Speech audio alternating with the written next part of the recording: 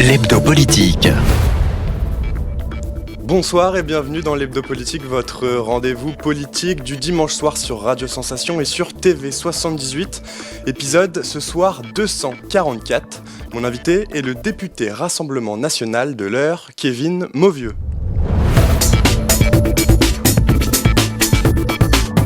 L'hebdo politique. Kevin Mauvieux, bonsoir. Bonsoir. Merci d'être avec nous. Vous êtes donc député RN de la 3e circonscription de l'Eure en Normandie. Vous avez 31 ans, vous avez très jeune démarré votre engagement politique. À 18 ans, vous adhérez à l'UMP et devenez militant. Vous devenez à 29 ans conseiller municipal dans votre ville de naissance, Pont-Audemer. Vous quittez LR en 2020 car vous jugez que le parti est devenu trop proche d'Emmanuel Macron. Vous faites le choix d'adhérer au Rassemblement National en 2022, l'année dernière, la même année. Vous êtes élu député et siégez donc depuis à l'Assemblée nationale. La semaine dernière, Kevin Mauvieux, c'était le 1er mai, fête de la Nation, organisée par le RN, qui s'est déroulée au Havre, dans votre région, en Normandie. L'occasion pour vous, j'imagine, d'échanger avec les militants venus de toute la France. Plus jeune, vous n'aviez pas choisi ce parti. Pourquoi aujourd'hui, c'est le parti qui correspond le plus à vos valeurs ? Vous l'avez dit vous-même, alors j'ai commencé à l'UMP, donc parti de droite, j'ai toujours été attaché à la valeur travail, à l'autorité, à la fermeté. C'est des valeurs que j'ai toujours partagées. Aujourd'hui et depuis quelques années, l'UMP devenu les Républicains est trop proche pour moi du gouvernement d'Emmanuel Macron. On l'a vu, vécu et subi d'ailleurs ces derniers temps avec la réforme des retraites. Rappelons que si elle est passée, si les motions de censure ont été rejetées, c'est parce que les Républicains, malgré quelques courageux, les Républicains se sont alliés à la Macronie et ont donné quitus au gouvernement pour continuer sa politique. Donc ça donne raison au choix que j'ai fait maintenant il y a bientôt 3 ans de dire stop, de quitter les Républicains et ensuite de réfléchir effectivement dans le paysage politique où est-ce que je me situais et le Rassemblement National aujourd'hui et Marine Le Pen portent les valeurs que je défends, la valeur travail au centre du jeu, la sécurité, la fermeté, la justice sociale. Ce sont des valeurs que je retrouve aujourd'hui au RN. Et le fait donc d'organiser cette fête de la Nation en Normandie, est-ce que c'était particulier pour vous, député de la région ? J'ai été très fier, même si c'était pas ma circonscription, j'étais très fier que Marine et Jordan Bardella aient choisi ma région. Et en plus, la proximité de ma circonscription, parce que j'avais qu'à passer le pont de Tancarville ou de Normandie et j'étais au Havre. Donc il y avait une certaine fierté à ce que le Rassemblement National vienne ici. D'autant que la Normandie fait partie de ces régions qui n'étaient pas du tout Rassemblement National et qui basculent. On le voit avec le département de l'Eure, 4 députés sur 5 Rassemblement National. Donc je pense que c'était important qu'un événement national de réconciliation entre une certaine classe politique qu'est le Rassemblement National et le peuple se passe à Rouen. Au Havre, pardon. Vous avez vécu cette semaine votre premier 8 mai en tant que député. Le 8 mai, date de la victoire sur l'Allemagne nazie. Vous avez participé à plusieurs cérémonies de commémoration dans votre circonscription. Comment est-ce que vous avez vécu ces premières cérémonies en tant que député ? C'est prenant. Quand vous passez de citoyens qui assistent à une commémoration parce que vous êtes fiers que votre pays ait pu vaincre la barbarie, la cruauté que représentait l'Allemagne nazie, vous franchissez un cap, vous représentez toute une circonscription, vous représentez la République française. Et la Normandie, encore une fois, la Normandie, terre importante dans cette histoire. Terre de débarquement, exactement. Et donc, avoir cette étiquette de représentant du peuple à une commémoration aussi importante que celle-ci, qui nous permet aujourd'hui de faire cette émission librement, de vivre dans la paix autant que possible, c'est hyper important. C'est une fierté, c'est un poids aussi, parce qu'on sent, avec l'écharpe tricolore, quand on chante la Marseillaise devant ce monument et qu'on sait qu'on est le 8 mai, on sent aussi un poids sur les épaules et ça nous rappelle la charge qu'est la nôtre. Mais c'est une grande fierté. Alors pendant ce temps, le chef de l'État, Emmanuel Macron, était lui sur les Champs-Élysées, presque vide, quasi vide. Vu le contexte, les rassemblements et les manifestations étaient interdites autour des Champs-Élysées, autour dans le secteur. Alors après les poignées de main aussi au Stade de France, où le président était obligé donc de saluer les finalistes dans le couloir. C'est une nouvelle image d'un président coupé du peuple après la réforme des retraites. Comment est-ce que vous analysez ces images ? Est-ce que vous avez déjà le souvenir d'un président aussi isolé ? Alors déjà, vous l'avez dit, coupé du peuple, je pense que c'est le mot, il est bunkérisé. Il y a même plus de mots en fait pour décrire ça. C'est-à-dire qu'on a un président de la République qui ne peut plus se montrer en public, même sur une journée aussi importante que le 8 mai où on commémore quand même l'union nationale, la démocratie et la paix face à la barbarie. Même ce jour-là, il en vient à mettre un écran géant à côté de l'Arc de Triomphe pour que les pigeons dans les arbres puissent le regarder. Enfin, on va loin quand même. Je n'ai que 31 ans, mais je n'ai pas de mémoire d'un président de la République fêter une fête aussi importante que celle de la Libération ou que celle de la victoire plutôt sur l'Allemagne. Je n'ai pas de souvenir d'un président le faire sur des Champs-Élysées totalement vides, debout dans une voiture, à saluer les barrières. Enfin, c'est quand même hallucinant. Mais après, c'est symptomatique, je trouve, de la dérive dans laquelle on est depuis quelques mois avec Emmanuel Macron, qui est une dérive quasi autoritaire. Je dis quasi autoritaire parce qu'évidemment, on a toujours le droit de vote, on est toujours officiellement en démocratie, mais on a un président qui ne peut plus entrer en contact avec le peuple, qui défile tout seul, entouré de militaires, avec des images qui sont presque malaisantes, de voir ce personnage seul au milieu des Champs-Élysées.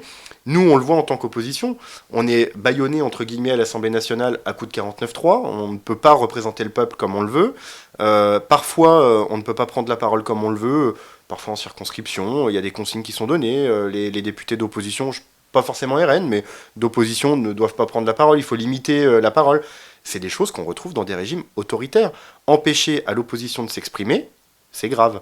Et je pense que cette image du président de la République seul dans sa voiture, qui salue les barrières et qui installe un écran pour des pigeons, c'est à la fois triste et à la fois révélateur. On retourne dans votre région maintenant. L'autoroute A13 a été bloquée. C'était au niveau de Val-de-Reuil, dans l'Eure. Des militants du collectif Les Soulèvements de la Terre ont voulu montrer leur opposition à un projet de contournement est de Rouen. Au total, donc 41,5 km pour cette nouvelle infrastructure de 2 fois 2 voies, dont l'accès sera payant, avec donc 9 échangeurs prévus, un grand nombre de viaducs et de tranchées, dont certaines seront couvertes. Et 500 hectares environ seront artificialisés pour ce projet. La mise en service est annoncée pour 2024. Alors les opposants à ce projet dénoncent donc un projet qui va à l'encontre des enjeux environnementaux actuels. Rouen est cependant la seule ville de cette taille à ne pas avoir de contournement routier. Quel est votre positionnement sur ce dossier et est-ce que vous soutenez ces actions, ces blocages ? Alors, je vais répondre à la dernière question qui est la plus simple. Non, je ne soutiens pas ces blocages.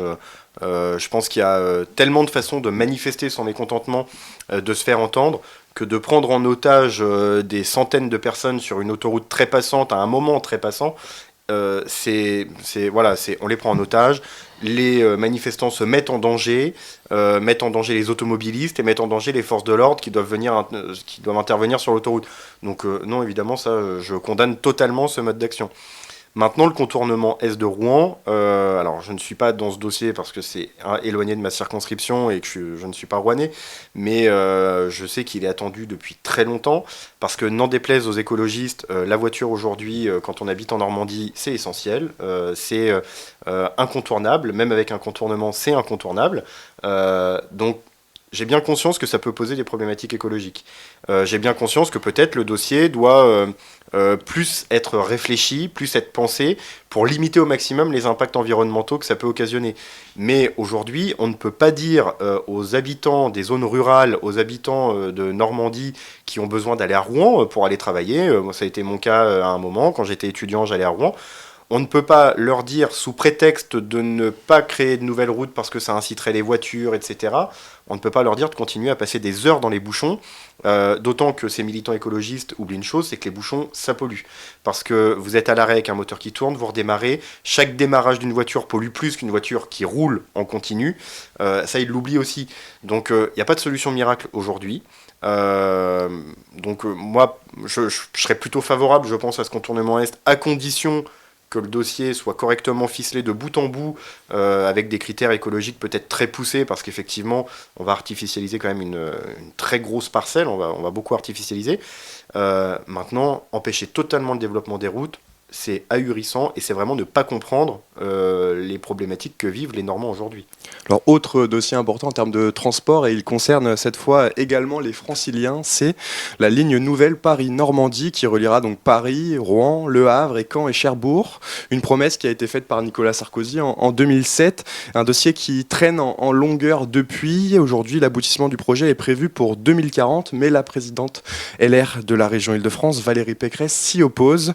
Elle reproche à l'État de dépenser près de 11 milliards d'euros pour cette LNPN, c'est l'abréviation, alors que sa région, la région Île-de-France, souffre d'un sous-investissement en matière de transport. De plus, le projet consommera 280 hectares de terres agricoles, majoritairement dans les Yvelines. Est-ce que vous comprenez cette prise de position de la présidente de la région Île-de-France ? Je la comprends, elle défend les franciliens. C'est tout à fait normal, elle est élue pour ça. Moi, en député rural de Normandie, je vais défendre aussi les Normands qui ont besoin de se rendre à Paris, d'aller travailler, avec des lignes parfois, des liaisons qui sont parfois longues, souvent en retard. Le train, je le prends quand même régulièrement maintenant pour venir à Paris, depuis Bernay.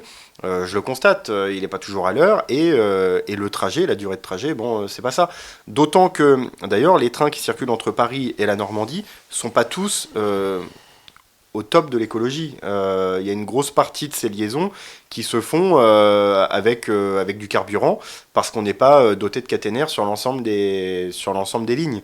Donc, moi, je serais un peu entre les deux, c'est-à-dire qu'on a des lignes aujourd'hui qui existent. Créer de nouvelles lignes, je ne sais pas si c'est réellement indispensable. Je pense qu'il faudrait d'abord voir pour moderniser les lignes actuelles, éventuellement y mettre de nouveaux trains plus performants, plus rapides. Travailler d'abord cette partie-là plutôt qu'effectivement sortir tout de suite plusieurs milliards d'euros pour créer de nouvelles lignes. Maintenant, je ne me suis pas penché en détail sur ce dossier-là encore, je vous avoue. Mais elle défend les franciliens et moi je défends les Normands, et si on peut améliorer pour les Normands la possibilité d'aller travailler sur Paris ou se soigner, parce qu'on a beaucoup de Normands qui vont travailler, mais on a aussi beaucoup de Normands qui vont se soigner à Paris, parce que chez nous on est dans un désert médical, pour se soigner c'est compliqué, notamment avec des spécialistes. Donc moi je défends mon territoire et la ruralité, et si on a besoin d'aller à Paris, il faut qu'on puisse le faire dans de bonnes conditions. Et le fait que la première ministre Elisabeth Borne soit normande, ça peut aider aussi dans ce dossier pour la Normandie ? Elisabeth Borne, elle est tellement déconnectée du peuple que je ne sais même pas si elle est encore connectée à la Normandie. Donc je suis pas certain que ça puisse aider malheureusement à grand chose. Alors nous sommes le pays européen où l'essence hors taxe est la plus chère. Entre le 21 février 2022 et le 1er mai 2023, le prix du samplon 95 a augmenté de 12,5%. Une augmentation difficile à encaisser pour les Français qui prennent régulièrement la voiture lors des élections législatives. Vous militez avec le Rassemblement national pour passer la TVA de 20 à 5,5% sur le carburant. Vous n'avez pas été écouté par le gouvernement. Vous êtes élu dans une circonscription où l'on prend beaucoup la voiture. Vous l'avez dit déjà dans cette interview. Quels sont les retours de vos électeurs sur la situation aujourd'hui, quelques mois, donc presque un an bientôt, après votre élection, ils vous avaient élu notamment, entre autres, sur ces questions-là, sur le prix de l'essence ? Ils sont tout simplement dégoûtés. Dégoûtés que... Je parle pour ma circonscription, dégoûté qu'à 54% ils aient choisi Marine Le Pen à la présidentielle, qu'ils aient élu un député Rassemblement National, et qu'aujourd'hui le Rassemblement National, malgré sa position de premier parti d'opposition, ne soit ni écouté ni entendu par le gouvernement qui considère tout bien faire. Ils sont dégoûtés de se voir confisquer, je mets des mots à ce que je dis parce que c'est le jeu de la démocratie, c'est toute la France qui vote, mais vous me parlez de ce que me disent les habitants de la circonscription, ils comprennent pas, ils sont dégoûtés de se dire à 54% on a voté Marine Le Pen, on doit faire avec Emmanuel Macron, il ne vous écoute pas, il ne fait rien sur les carburants, et en fait les habitants de la circonscription, ils ont tout à fait compris qu'Emmanuel Macron, quand il gouverne en parisien bunkérisé. Il se rend pas compte que, comme vous l'avez dit et comme je l'ai dit plus tôt, dans la circonscription, pour emmener les enfants à l'école, pour aller faire les courses, pour aller chez le médecin, pour aller travailler, on prend la voiture. On n'a pas de tramway, on n'a pas de métro, on a quelques liaisons de bus, mais qui ne vous emmènent pas au travail. Et donc, tous ces habitants sont dégoûtés.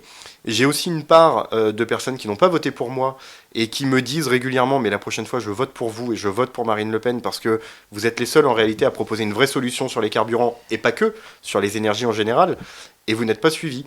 Je vais prendre un exemple tout bête. Ce week-end, aux commémorations, une personne est venue me parler et est venue me dire pourquoi on ne baisse pas la TVA sur les carburants. J'ai dit écoutez, c'est ce qu'on proposait. Ils ne veulent pas le faire. Donc elle m'a dit qu'elle était dégoûtée pour ça. Et puis elle me dit et puis c'est pareil, l'État dépense 40 milliards en bouclier pour l'électricité et le gaz. mais moi, ma facture, elle a augmenté au mois de février. Donc je lui ai expliqué que oui, on dépense 40 milliards, mais que malgré ces 40 milliards, il y a une augmentation de 15% en février. Et donc j'en ai profité pour lui rappeler qu'au Rassemblement national, on avait des propositions, aussi sur l'électricité et le gaz, qui ne coûtent pas 40 milliards, qui ne coûtent rien, et qui permettent de sortir de cette spirale infernale des prix des énergies. Donc les habitants, en réalité, ils sont juste dégoûtés. Ils ont compris qu'on était dans l'opposition et qu'on ne pouvait pas décider. Et ils ont compris, mais ça c'est Emmanuel Macron à coup de 49.3, que le gouvernement était totalement sourd, pensait avoir raison et vivait dans une tour d'ivoire. L'hebdo politique. Toujours avec Kevin Mauvieux, député Rassemblement national de la 3e circonscription de l'Eure et membre de la commission des finances, de l'économie générale et du contrôle budgétaire. Alors dans ce cadre, vous avez travaillé sur un rapport sur la dette française. Alors qu'est-ce que vous avez pu montrer donc au cours de ce rapport ? J'ai pu montrer ce que beaucoup de personnes savent déjà. C'est-à-dire que la dette de l'État français est extrêmement élevée, elle est abyssale, on a dépassé les 3 000 milliards d'euros. C'est important de le dire parce que très souvent, c'est une tactique gouvernementale, très souvent on parle en pourcentage de PIB. Les gens n'y comprennent absolument rien, on leur dit qu'on est à 111% de dette. Okay. 111,6 à la fin du PIB 2022. Voilà. Et là, les gens vous regardent avec des yeux énormes et vous disent mais c'est quoi ? Concrètement, Donc, concrètement 3 000 milliards. C'est 3 000 milliards d'euros de dette qu'on a dépassé. C'est dû notamment, si on prend le budget en cours, à un déficit de 156 milliards. C'est-à-dire que c'est comme si, pour illustrer les choses, que les gens comprennent bien, et c'est ce que j'essaye de faire dans mon rapport, et c'est un des points sur lesquels j'insiste, c'est le fait que les finances publiques, et notamment le financement de la dette, aujourd'hui, c'est très opaque pour les gens. On utilise des termes très techniques alors qu'on pourrait le vulgariser facilement. C'est comme si vous aviez 1 500 euros de salaire pour le mois de juin et que vous décidiez, comme ça, de dépenser 2 500 euros. Voilà, vous dépensez 2 500 euros. Puis au mois de juillet, vous faites pareil. Puis au mois d'août, vous faites pareil. À un moment, le banquier va vous dire « Non mais stop, on arrête ». Et bien ce qu'on fait en France, c'est qu'on a un budget, et pour cette année, on va dépenser 150 milliards d'euros qui n'existent pas. Et ça, on le fait depuis des années. Et c'est dangereux. Ce que je dis dans le rapport, et je vais d'ailleurs vous donner une information en avance dans quelques secondes, ce que je dis dans le rapport, c'est que la dette de l'État, elle est abyssale, et qu'en plus, elle est mal structurée. Dans notre dette en France, on a 10% de la dette qui est indexée sur l'inflation. Pareil, les gens vont dire, ça veut dire quoi ? Exemple tout bête, vous allez faire un crédit à la consommation ou un crédit immobilier. Votre banquier va vous dire, je vous propose un crédit à 2% de taux d'intérêt. C'est comme si vous, donc c'est ce que fait l'État français, vous lui disiez, non, on ne parle pas de taux d'intérêt. Le taux d'intérêt, je vous rembourserai le montant de l'inflation à la fin du crédit. Donc dans 30 ans, je ne sais pas de combien sera l'inflation. Si elle est de 10%, je vous paierai 10% de taux d'intérêt. C'est dangereux et ridicule. Donc aujourd'hui, les 3 000 milliards, demain, ils pourront valoir beaucoup plus, c'est ce que vous Alors, dites. Une part, 10%. Donc on a environ 250 milliards d'euros de notre dette qui est indexée sur l'inflation. Et l'information que je vous donne, c'est que je suis en train, dans le cadre de ce qu'on appelle le printemps de l'évaluation, de pousser mon rapport un peu plus loin sur un sujet précis. Et ce sujet précis, c'est les OATI. C'est ce dont je viens de vous parler, la partie de la dette qui est indexée sur l'inflation. Je pousse mon rapport pour démontrer que la dette est très mal gérée, qu'elle est abyssale et très mal gérée. Et un exemple tout bête, c'est qu'en 2020, on est en 2023, donc en 2022, le taux d'intérêt que l'État a remboursé sur sa dette, il a été de 35 milliards supérieur à ce qui était prévu en début d'année. Et je ne parle que du taux d'intérêt remboursé. Et ça, c'est à cause de l'inflation.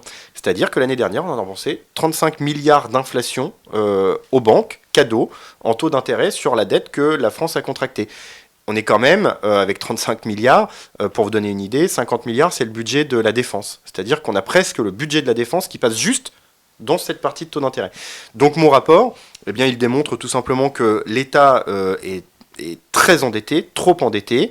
On l'a vu il n'y a pas longtemps, on a une dégradation de la note par une agence de notation, une dégradation de la note par une agence de notation qui est Fitch, qui nous a baissé notre note sur la dette souveraine de l'État français.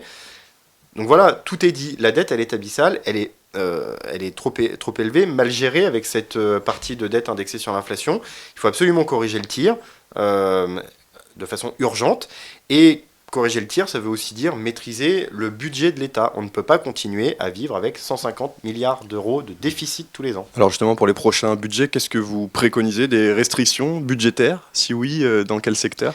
Des économies, on peut toujours en faire. Alors, la première chose que je préconise, c'est d'arrêter de s'endetter avec des OATI.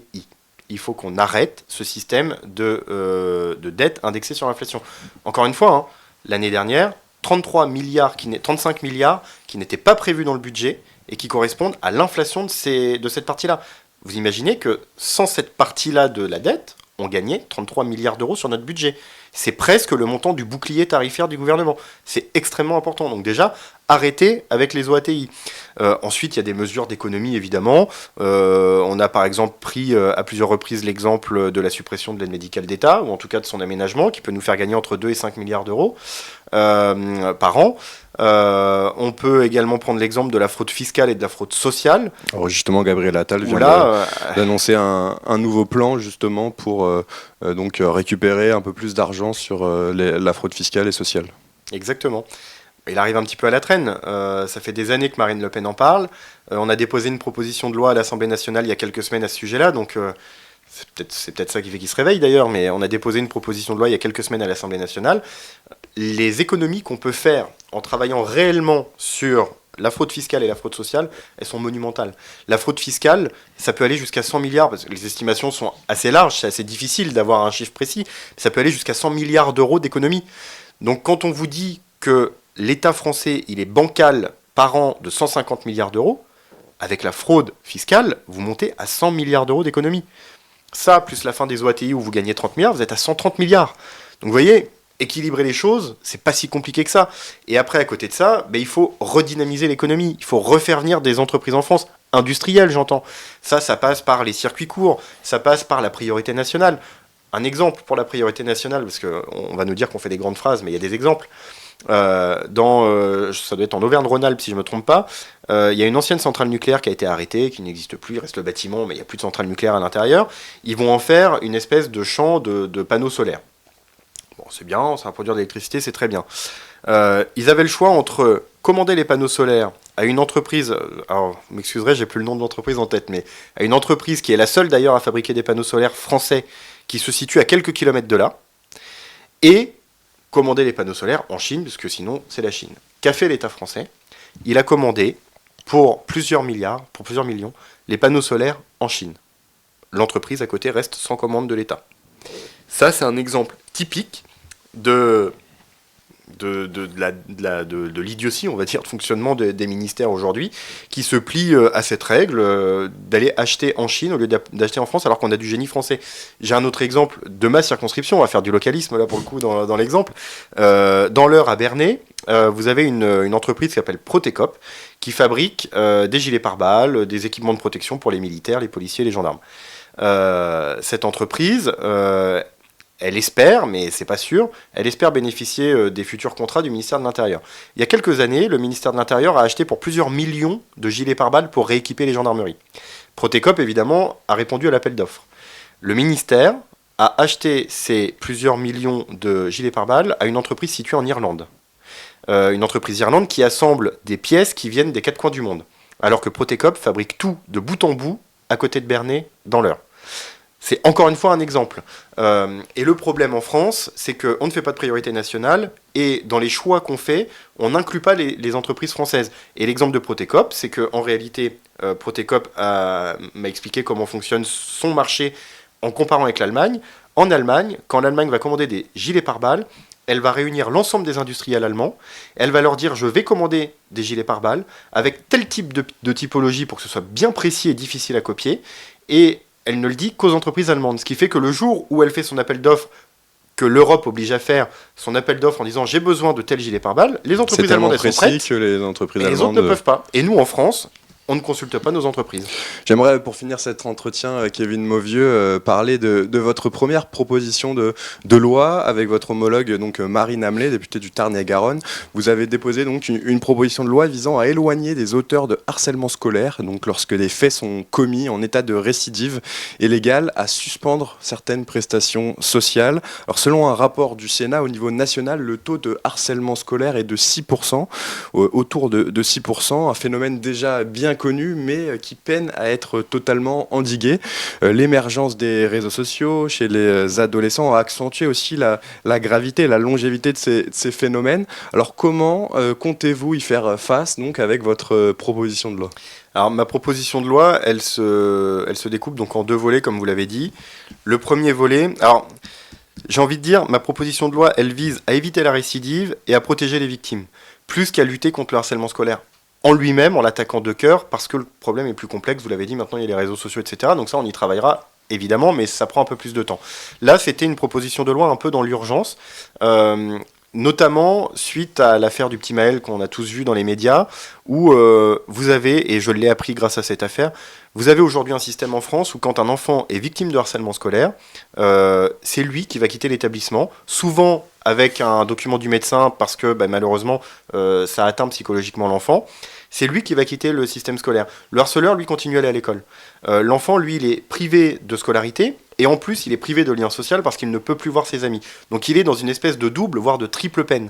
Donc ma première mesure, elle vise à remettre un peu de justice au milieu de tout ça. À partir du moment où un enfant est harcelé, on ne doit pas lui imposer d'autres peines que celles du harcèlement. C'est au harceleur de quitter l'école. On ne va pas le déscolariser évidemment, donc on l'envoie dans un autre établissement, mais c'est au harceleur de quitter l'école et à la victime de pouvoir continuer sa scolarité, de pouvoir continuer à se construire avec ses amis, et ça me semble extrêmement important humainement parlant. Et puis la deuxième partie de la proposition de loi, elle vise à éviter la récidive, parce que dans les entretiens que j'ai pu avoir, notamment avec Hugo Martinez qui gère l'association Hugo, il y a beaucoup de récidivistes, malheureusement. Et en fait, je pars du principe que quand votre enfant harcèle un autre enfant à l'école, c'est possible... Vous êtes responsable aussi ? Alors, vous êtes responsable aussi, mais la première fois, on n'est pas dans l'antre de l'école. On ne sait pas ce qui se passe, et j'imagine que ça peut tout à fait passer à côté de parents qui sont tout à fait convenables, que leur enfant harcèle à l'école. Voilà, on est dans un milieu de plus en plus difficile. En revanche, une fois que votre enfant a été condamné ou que vous savez qu'il a un potentiel pour être harceleur scolaire, c'est à vous, en tant que parent, de remettre en place les mesures éducatives et d'autorité qui sont nécessaires à son encadrement et à lui faire retrouver le droit chemin. Donc à partir de ce principe-là, j'ai effectivement fait cette seconde mesure de ma proposition, qui est de suspendre entre 2 et 6 mois les allocations familiales ou certaines prestations familiales aux parents de l'enfant concerné. C'est à l'appréciation du juge qui, en fonction des situations, voit, parce que peut-être que certaines situations seront beaucoup plus complexes que ça, mais il faut envoyer un signal qui est de dire: un enfant harcelé est une victime, on en prend soin, on le laisse dans son cocon qui est l'école avec ses amis, on éloigne le harceleur, et si il y a récidive, on met les parents face à leurs responsabilités. Il peut y avoir 2 à 6 mois de suspension de certaines prestations familiales. Justice, équilibre, défense des victimes, et on ira plus loin prochainement. Après, voilà, il faut qu'on auditionne, il faut qu'on réfléchisse dans d'autres propositions pour lutter contre le harcèlement scolaire en tant que phénomène. Merci beaucoup, Kevin Merci à vous d'avoir été avec nous. Je rappelle donc que vous êtes député du Rassemblement national dans la 3e circonscription de l'Eure. Nous, on se retrouve la semaine prochaine pour un nouveau numéro de l'Hebdo Politique. Très bonne soirée à tous.